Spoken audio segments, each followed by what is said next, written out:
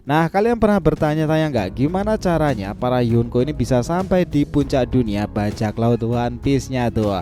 Bukan cuma soal kekuatan atau buah iblis kan, tapi ternyata di balik gelar Yonko itu ada kisah penuh intrik nih, kesialan yang justru berbuah keberuntungan, hingga rencana besar yang dirancang sejak era Goldie Roger. Dari Luffy sang pewaris takdir hingga bagi si badut hoki itu, masing-masingnya punya cerita asal-usul jadi kaisar lautan yang bakal bikin kita mikir lagi dua kali siapa sebenarnya yang paling berbahaya di antara mereka. Anehnya semenjak para Yonko ini entah bagaimana selalu mengarah ke satu nama misterius, Rock D. Sebek. Mulai dari Kaido yang dulunya putra suruhan kerajaan itu, Big Mom yang literal itu ngebangun armada dari keturunan-keturunannya sendiri, hingga Blackbeard yang kelihatannya mau mengalahkan semua orang dengan strategi iblis dua buah iblisnya. Semua cerita ini bukan cuma soal dominasi aja nih, tapi soal siapa yang benar-benar ngerti cara main catur di dunia One Piece menjadi kaisar laut. Lalu bagaimana dengan sosok Akagami itu sendiri? Ya, sini bakalan menarik nakama. Selamat datang teman-teman, kita akan bahas alur cerita teori rasional ini berdasarkan manga update yang sudah ada ya, dengan meme di sini Joy Boy Library of Nika. Let's go, kita mulai ceritanya.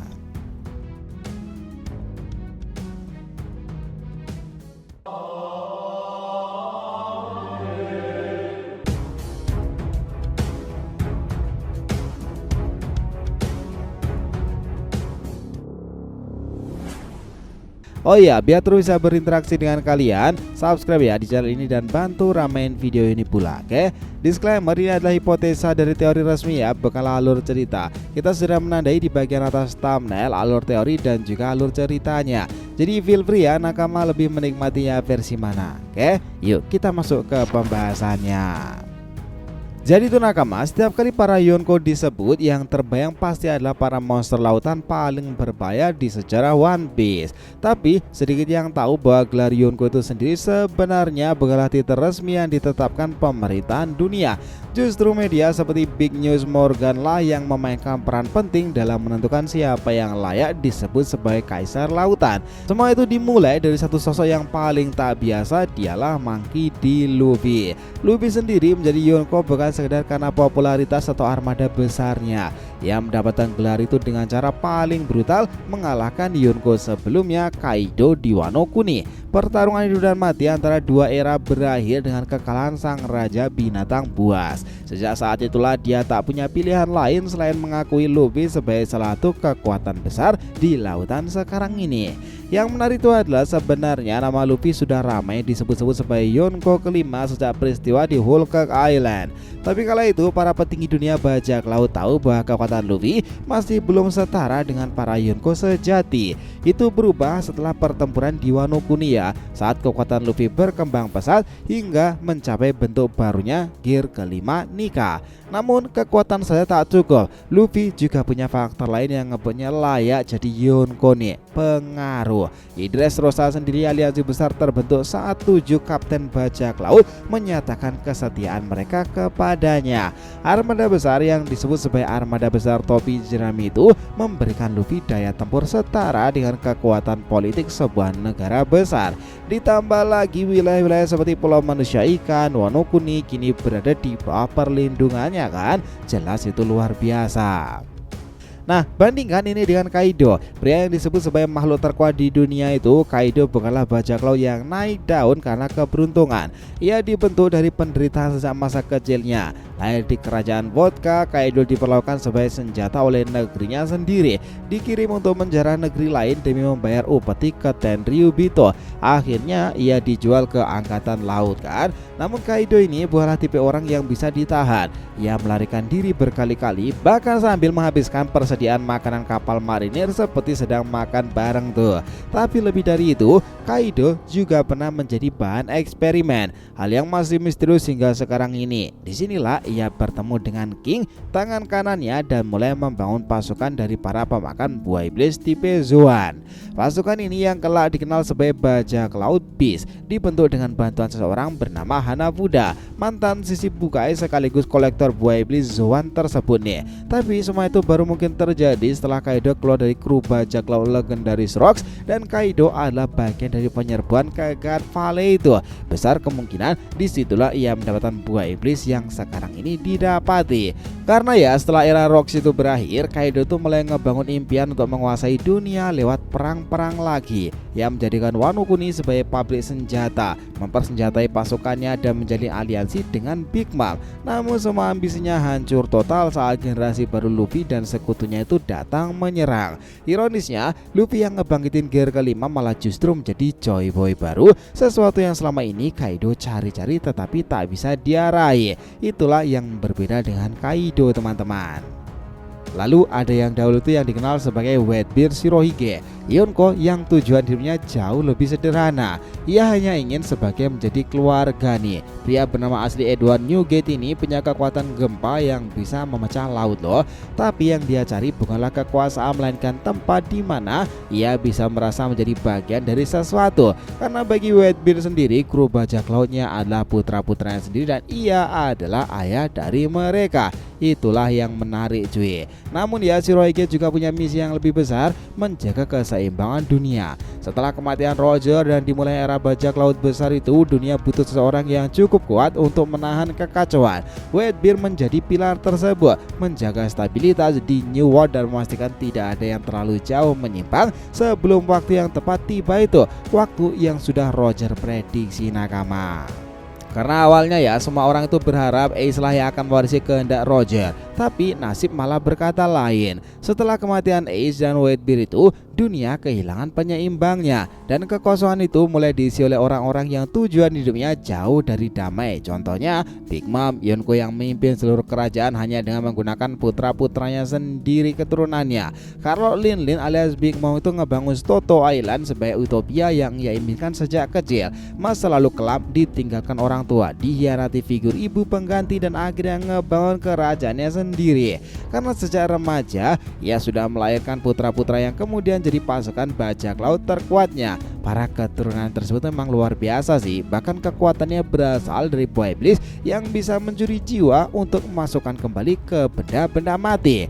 Nah, tanpa tanggal pasti kapan menjadi Yonko, satu hal yang jelas bahwa ia ngebentuk kekuatan besar dan memiliki Rod Poneglyph. Dunia pun menyadari bahwa ia adalah kekuatan yang tak bisa diabaikan kan. Tapi meskipun kuat, tujuannya tidaklah murni untuk menemukan One Piece cuy. Ia lebih ingin membangun keluarganya sendiri, menyembuhkan luka masa lalunya tersebut. Sementara itu, Yonko lain lebih banyak mengadakan keberuntungan dibandingkan kekuatan bagi si badut hoki itu. Setelah ikut bersama Roger sejak kecil, Bagi gagal ikut ke Laughtale ya karena jatuh sakit demam. Ia lalu berakhir di Ice Blue sebagai bajak laut rendahan, tetapi semuanya berubah sejak era Impel Down. Di penjara itu, Bagi itu merekrut tahanan-tahanan berbahaya dan secara tak sengaja menjadi legenda hidup loh. Ia tahu mendirikan layanan pengiriman barang dan karena reputasinya pula, orang-orang mulai percaya bahwa Bagi adalah otak di balik Cross Guild, organisasi yang sebenarnya dipimpin dan dibentuk oleh Mihawk dan juga Crocodile. Tapi karena media menganggap Bagi sebagai pimpinannya itu, ia pun lantas diangkat jadi Yonko dunia baru. Bagi adalah bukti nyata bahwa menjadi Yonko tidak selalu butuh kekuatan fisik. Kadang cuma butuh momen yang pas dan reputasi yang salah arah nih, dan akhirnya dia menjadi Yonko dunia baru. Namun berbeda dari Bagi yang tertimpa rezeki tersebut ya, Yonko terakhir kita ini justru merancang semuanya dengan penuh perhitungan. Marshal the Deeds alias Kurohige. Ia bukan cuma ingin One Piece, dia itu ingin menguasai dunia pula loh. Blackbeard itu menghabiskan puluhan tahun sebagai anggota Whitebeard hanya untuk menunggu buah iblis Yami Yami Nomi tersebut. Begitu buah ini muncul, ia ngebunuh rekannya itu Touch sendiri dan mulai rencana besarnya. Langkah pertamanya adalah menjadi sisi bukai agar bisa masuk ke Impel Down. Di sana ia merekrut pasukan elit, kemudian ngebunuh Whitebeard untuk mencuri buah iblis kedua. Blackbeard sendiri menjadi manusia pertama yang jelas memiliki kekuatan luar biasa dari Gura-Gura kan teman-teman. Kombinasi Gura-Gura Nomi dan juga Yami Yami Nomi itu begitu luar biasa. Karena setelah time skip itu ya, ia itu menaklukkan wilayah Whitebeard sendiri dan menjadi Yonko dunia baru. Ambisinya tidak berhenti di situ saja loh. Ia bahkan ingin menjadikan dirinya raja dari negara yang diakui oleh pemerintahan. Nah, agak mirip kan dengan apa yang dilakukan ayahnya sendiri, Rock Disciple kala itu. Nah, Kurohige benar-benar momok mengerikan nih.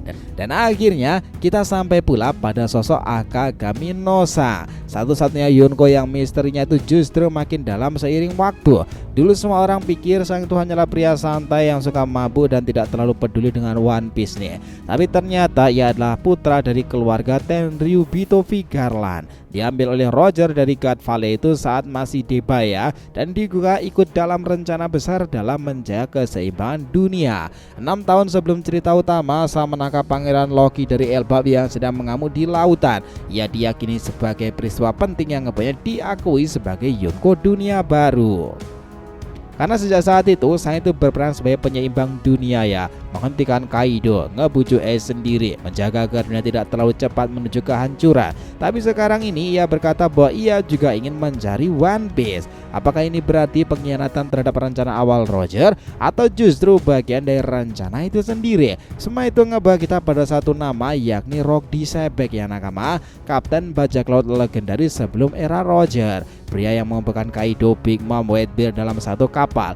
Meski kabarnya dia itu telah tiada, pengaruhnya itu masih terasa jelas. Bahkan Blackbeard itu mungkin adalah penerus warisannya pula, baik dalam semangat, ambisi atau bahkan secara internal jika teori tentang Rock hidup dalam diri Blackbeard terbukti benar ya nakama.